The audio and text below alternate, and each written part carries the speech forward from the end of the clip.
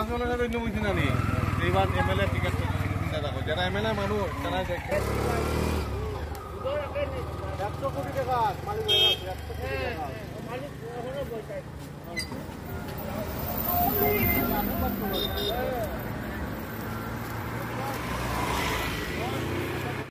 নামেই অমৃত বলো এটাই না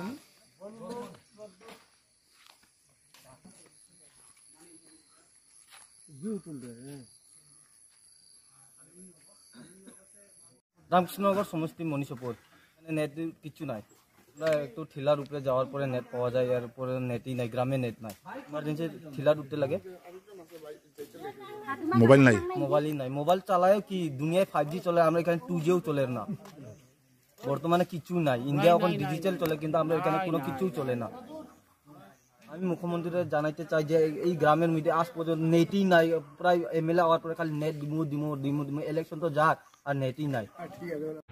রামকৃষ্ণনগর বিধানসভা সমষ্টির ঘাটাবন্দ গ্রাম পঞ্চায়েতে যেখানে রাংখল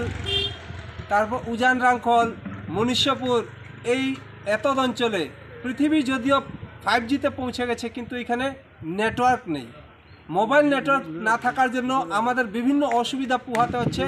পৃথিবী স্মার্ট হচ্ছে কিন্তু আমরা দিনে দিনে পেছনে চলে যাচ্ছি এই নেটওয়ার্ক না থাকার জন্য তাই আমি কর্তৃপক্ষকে বলবো আমাদের সঠিক উন্নয়নের জন্য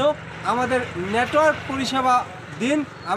আমাদেরকে বঞ্চিত করে রাখবেন না নেটওয়ার্ক নেই মানে আজকাল স্মার্ট মোবাইল নেই আমরা কি স্মার্ট হতে পারি না আমরা কি ভারতবর্ষের অংশ না যেখানে ভারতবর্ষ দিন দিন এগিয়ে যাচ্ছে এখানে আমরা দিন দিন পেছনে যাচ্ছি